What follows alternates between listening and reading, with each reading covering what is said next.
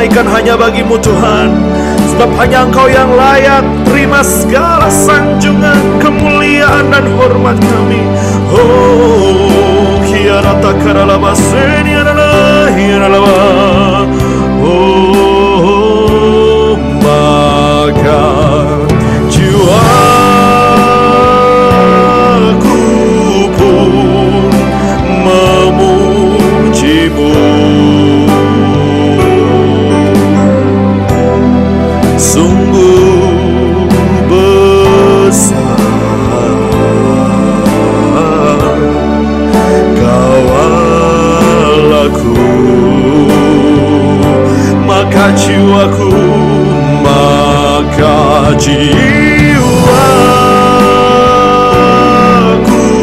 pun memuji-Mu. Sungguh besar Kau Allahku, Kau Allahku.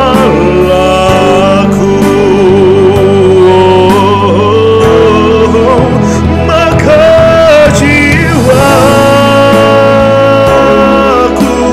pun memuji-Mu. Kau sungguh besar ya Tuhan, sungguh besar Kau Allahku. Oh, maka jiwaku pun memuji-Mu. Sungguh besar, sungguh besar Kau Allahku. Sungguh besar Kau Allahku. Haleluya.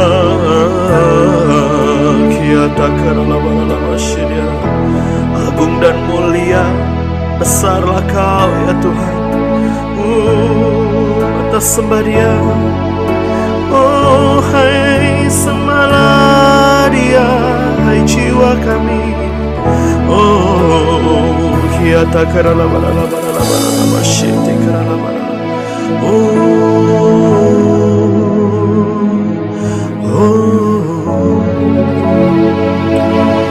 Haleluya, haleluya. Ini hidup kami ya Tuhan adalah milik kepunyaan-Mu. Hidup kami Tuhan ada di dalam tangan-Mu yang berkuasa itu Tuhan.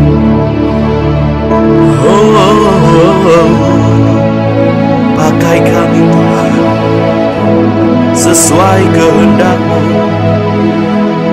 seturut rencana-Mu ya Tuhan. Pakailah aku Tuhan sesuai kehendak-Mu.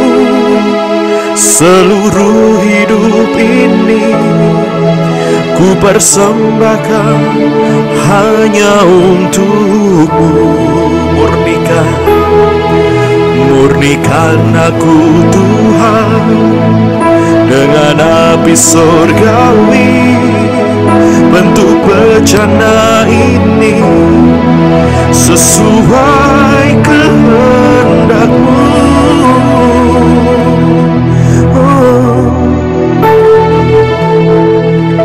Lebih dari emas, lebih dari permata, Kau buatku berharga di mata-Mu, Yesus.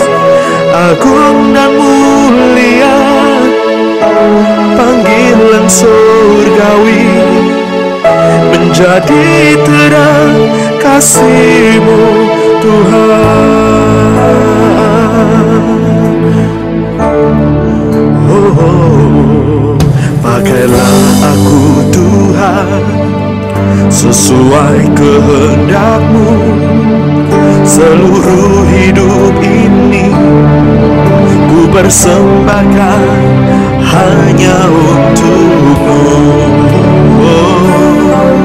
Murnikan aku Tuhan dengan api surgawi.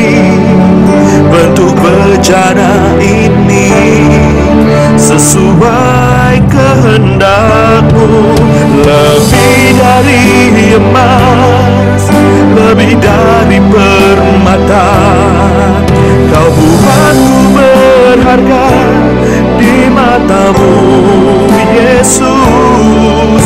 Agung dan mulia panggilan surgawi, menjadi terang kasih-Mu, Tuhan. Lebih dari emas, lebih dari emas, lebih dari permata, Kau buatku berharga di mata-Mu, Yesus. Agung dan mulia panggilan surgawi, menjadi terang kasih-Mu, Tuhan.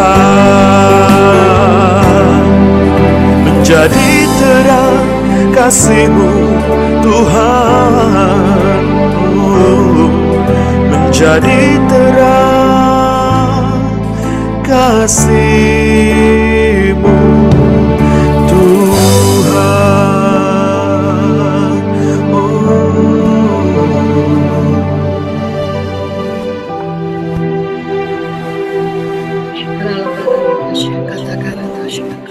Mari kita berdoa. Kami mengucap syukur untuk pagi hari ini Tuhan. Kami mau mendengar firman Tuhan. Biarlah Engkau mengajarkan hal yang baru, membuat kami semakin bijaksana dan semakin mengetahui apa yang kami harus kerjakan di dalam hidup kami.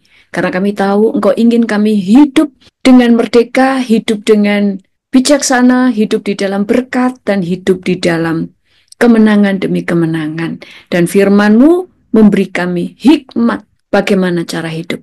Terima kasih Tuhan, dalam nama Tuhan Yesus kami siap untuk mendengar. Amin. Shalom, selamat pagi semuanya. Pagi hari ini kita belajar firman Tuhan tentang Tuhan itu mencintai keluarga. Kita sudah hafal firman Tuhan yang berkata bahwa Tuhan membenci perceraian. Kenapa?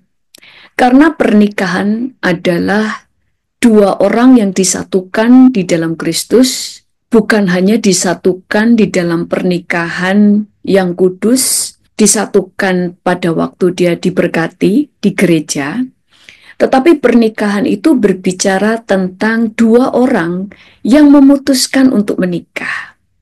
Sehingga pada waktu menikah, sehingga pernikahan adalah sebuah keputusan. Makanya di dalam Alkitab, pernikahan itu harus terdiri dari dua orang dewasa, bukan dua orang anak-anak, bukan antara kakek dan anak kecil, tetapi pernikahan ini adalah dari dua pasang manusia, laki dan perempuan, karena mereka memutuskan untuk menikah, yang didasari oleh karena cinta. Pernikahan harus didasari karena cinta, pernikahan harus didasari karena keputusan pribadi, bukan karena dipaksa. Nah, itu sebabnya Tuhan berkata bahwa Tuhan itu membenci perceraian. Kenapa? Karena kamulah yang telah memilih.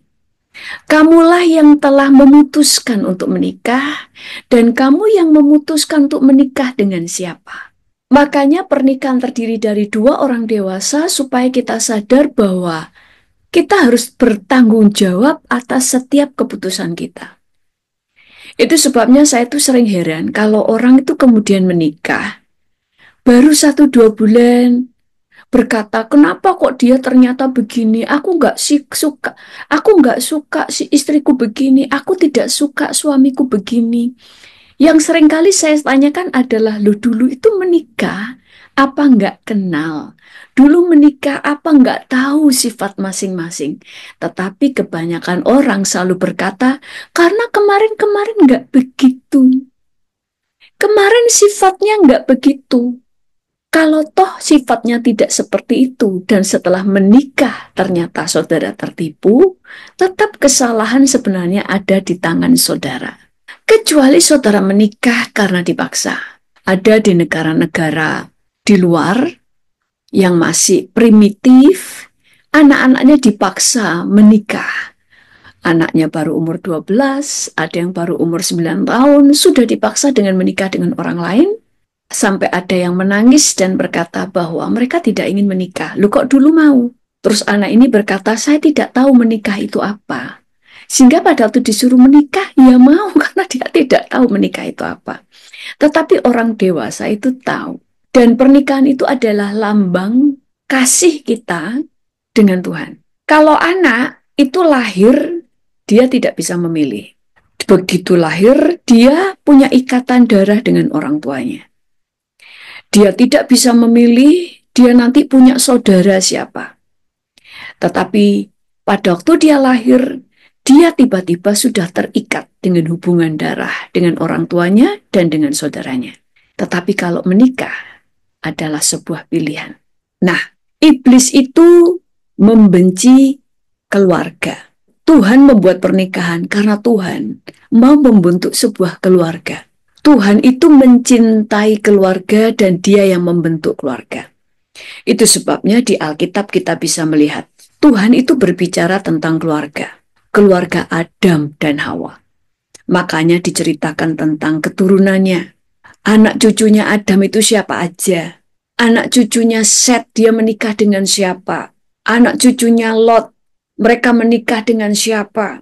Itu ditulis.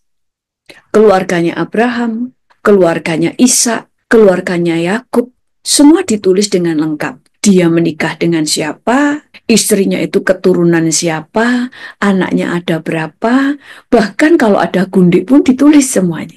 Karena Tuhan mencintai keluarga. Tuhan tidak hanya memakai Abraham, tetapi Tuhan memakai keluarga Abraham, yaitu Abraham, Sarah, dan memakai anak cucunya, yaitu Ishak, dan menantunya, yaitu Ribka, lalu Yakub, Lea, dan Rahel, dan anak-anaknya. Waktu Tuhan memanggil Musa pun Tuhan menceritakan keluarga Musa. Mertuanya bernama Yitro, dia punya istri, dia punya anak, walaupun banyak yang nama istrinya tidak ditulis. Tetapi Tuhan menunjukkan keluarga-keluarga. Dan tidak ada satu ayat pun di Alkitab yang menceritakan tokoh-tokoh Alkitab ini bercerai. Dari perjanjian lama sampai perjanjian baru, tidak ada yang bercerai. Pernikahan dan keluarga mereka bukan keluarga yang sempurna. Karena memang tidak ada pernikahan sempurna, karena tidak ada suami dan istri dan anak-anak yang sempurna. Semua punya kelebihan dan kekurangannya masing-masing. Itu sebabnya di dalam pernikahan kita belajar arti kasih, arti penerimaan. Karena iblis membenci keluarga, itu sebabnya kita melihat Kain membunuh Habel. Iblis ingin memecah belah keluarga, ingin menghancurkan keluarga. Tetapi yang luar biasa dari perjanjian lama sampai perjanjian baru, keluarga mereka bisa goyah. Tetapi kenapa masih tetap kuat, tidak sampai hancur, karena pernikahan mereka tetap kuat. Tidak ada sama sekali sejarah perceraian dari perjanjian lama sampai perjanjian baru. Baik itu Adam, Henoh, bahkan Lot, Abraham, Ishak, Yakub, Yusuf, Musa, Petrus, murid-murid Yesus, tidak ada sejarah perceraian yang menunjukkan bahwa tidak ada keluarga yang sempurna. Tetapi keluarga itu bisa tetap kuat selama tidak ada perceraian. Bagaimana supaya keluarga tidak ada perceraian? Kalau masing-masing mau terus berubah menjadi ciptaan yang baru. Tidak egois, tidak mementingkan diri sendiri, tidak tinggal di dalam dosa, tetapi terus mau dibentuk dan dikuduskan. Kita melihat anak-anak Yakub, 12 orang anaknya. Mereka bisa berontakan karena Yakub lebih mengasihi Yusuf. Ishak punya anak Esau dan Yakub. Mereka tidak bisa rukun karena Ishak lebih mencintai Esau dan Ribka lebih mencintai Yakub. Sehingga mereka itu ada perpecahan. Nah, selalu dimulai dari orang tua. Sama dengan Abraham. Kenapa keturunan Abraham selalu berperang sampai hari ini? Keturunan Ishak dan Ismail. Karena Ismail cemburu kepada Ishak.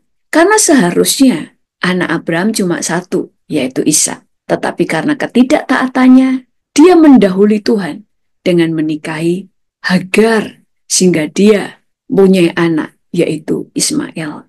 Sehingga Ismail cemburu kepada Ishak karena Ishak adalah ahli waris satu-satunya. Dan Ishak adalah anak perjanjian. Sehingga dua-duanya terus berperang. Tetapi sekalipun ada kesalahan-kesalahan yang mereka lakukan, keluarga ini tetap bisa kuat. Mereka tetap bisa kuat, tidak semuanya anaknya hancur. Kenapa? Karena tetap suami istri memegang yang namanya pernikahan. Mereka tidak menghancurkan pernikahan. Mungkin di antara saudara sudah pernah ada yang bercerai lalu menikah lagi. Biarlah pernikahan yang sekarang menjadi pernikahan yang terakhir. Ingat, yang memilih pasanganmu bukan Tuhan, tetapi engkau sendiri yang telah memilihnya. Kalau Tuhan yang memilih, itu biasanya Tuhan yang memberi saudara tanda lewat penglihatan, lewat mimpi, lewat banyak peneguhan. Bukan dimulai karena saudara jatuh cinta dengan orang itu. Bukan dimulai dari karena saudara memilih orang itu, tetapi Tuhan yang menunjukkan ini adalah jodohmu. Tetapi kalau tidak, itu semua saudara yang telah memilihnya. Itu sebabnya belajar untuk bisa bertanggung jawab atas pilihan saudara. Karena Tuhan mencintai keluarga, Tuhan selalu berbicara keselamatan adalah untuk keluarga, bukan hanya untuk kita pribadi. Tuhan menyelamatkan Lot dan seluruh keluarganya dari Sodom dan Gomora. Tuhan menyelamatkan keluarga Nuh dari air bah. Pada waktu Rahab menyelamatkan dua pengintai, Tuhan tidak hanya menyelamatkan Rahab, tapi Tuhan menyelamatkan seluruh keluarganya. Siapa saja keluarga Rahab yang mau dibawa masuk ke rumah Rahab, pasti selamat. Semua diselamatkan tanpa kecuali. Waktu Tuhan melihat Cornelius takut akan Tuhan, menyembah Tuhan sekalipun dia belum mengenal Allahnya orang Yahudi. Dan Tuhan tidak hanya menyelamatkan dia, Tuhan menyelamatkan Cornelius dan seluruh keluarganya.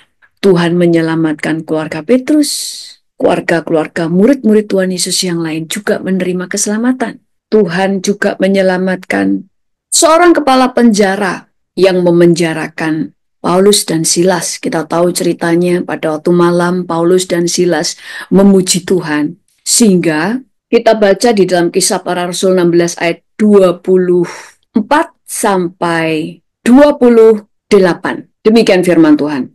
Sesuai dengan perintah itu, kepala penjara memasukkan mereka, yaitu Paulus dan Silas, ke ruang penjara yang paling tengah dan membelenggu kaki mereka dalam pasungan yang kuat. Jadi kaki mereka berdua itu dipasung sehingga tidak bisa lari.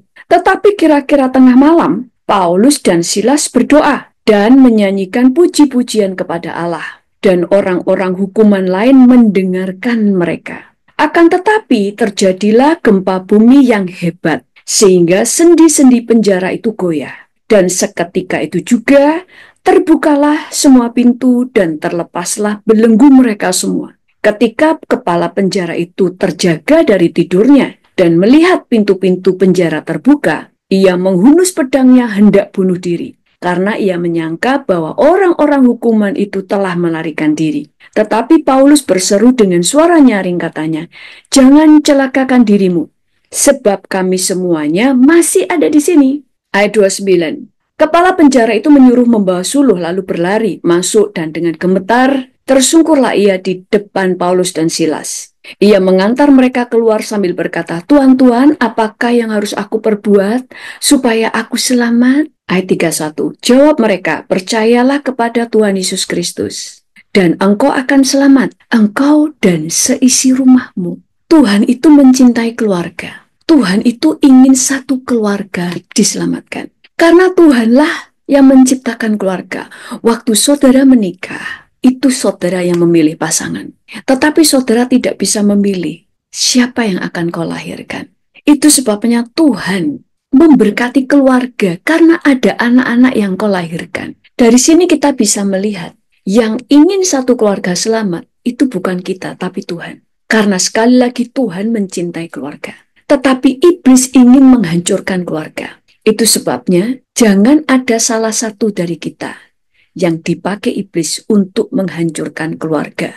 Belum dulu bicara tentang menghancurkan keluarga orang lain, tapi mungkin iblis memakai kamu untuk menghancurkan keluargamu sendiri. Seorang istri yang tidak mau pulih, tidak mau berubah dari cerewetnya, suka menuntutnya, tidak bisa mengampuni, engkau sedang dipakai iblis untuk menghancurkan pernikahan dan keluargamu. Demikian juga dengan suami-suami yang jahat, KDRT, tidak membiayai keluarganya, tidak membiayai istrinya, hanya ingin dihormati, tetapi dia tidak berfungsi.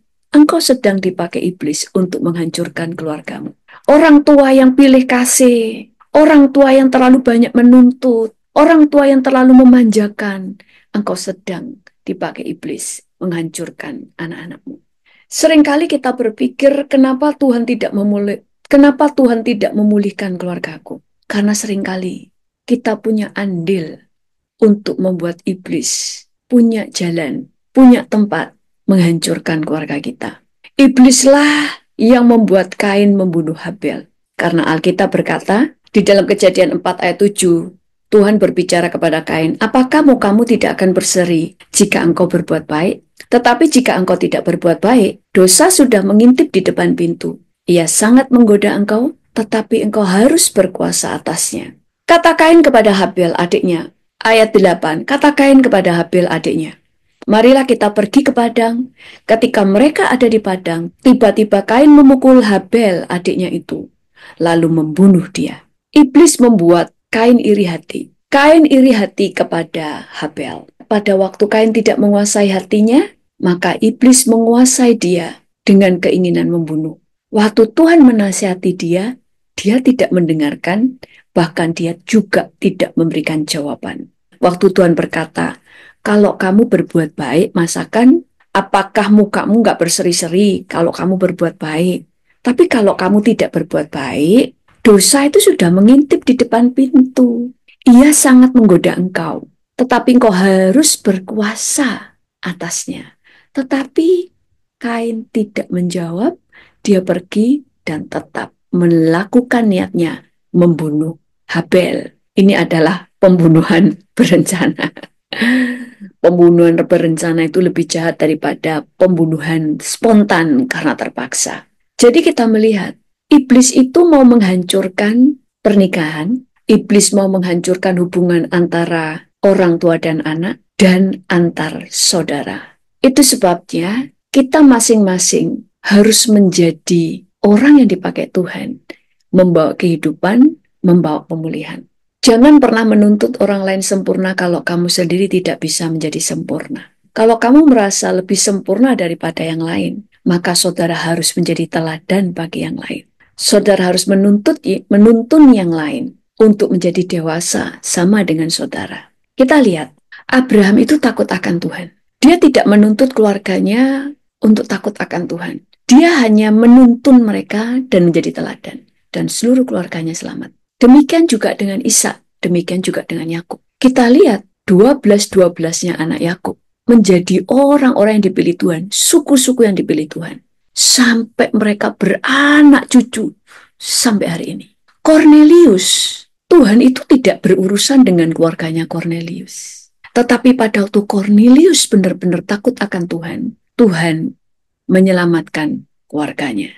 Rahab, Tuhan tidak sedang berurusan dengan keluarganya Rahab. Tapi waktu Rahab mempercayai Allahnya orang Israel, dia percaya Allah Israel adalah Allah yang benar, yang sanggup menyelamatkan bangsa Israel, dan sanggup menolong dia kalau dia menolong orang Israel.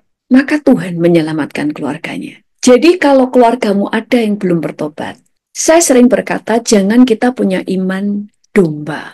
Karena kita tidak dipanggil hanya sebagai domba, tapi serigala dan raja wali. Kita harus punya iman, cara pandang, dan pertumbuhan rohani kita sampai level Raja Wali. Raja Wali bisa melihat dari ketinggian, dari kacamata Tuhan. Maka saudara bisa melihat rancangan Tuhan adalah satu keluarga diselamatkan. Karena segala sesuatu terjadi menurut iman. Dan hari ini firman ini menguatkan kita. Jangan merasa doamu sia-sia kalau kamu berdoa supaya keluargamu bertobat. Jangan merasa kamu berjuang sendirian. Karena yang lebih ingin keluargamu selamat adalah Tuhan. Kamu hanya melakukan bagian terkecil. Hanya 1% dari 99% yang Tuhan kerjakan. Kalau sekarang saudara belum melihat keluargamu bertobat, percayalah, Tuhan sedang bergerak di hatinya. Tulis di chat, seluruh keluargaku sudah diselamatkan Tuhan. Jadi, jangan pernah takut. Mari kita berdoa. Tuhan, kami mengucap syukur hari ini, Engkau mencintai keluarga, Engkau mencintai pernikahan, Engkau mencintai anak-anak. Engkau mau keluarga-keluarga dipulihkan. Bukan hanya dipulihkan, tetapi diselamatkan. Seisi keluarga kami diselamatkan.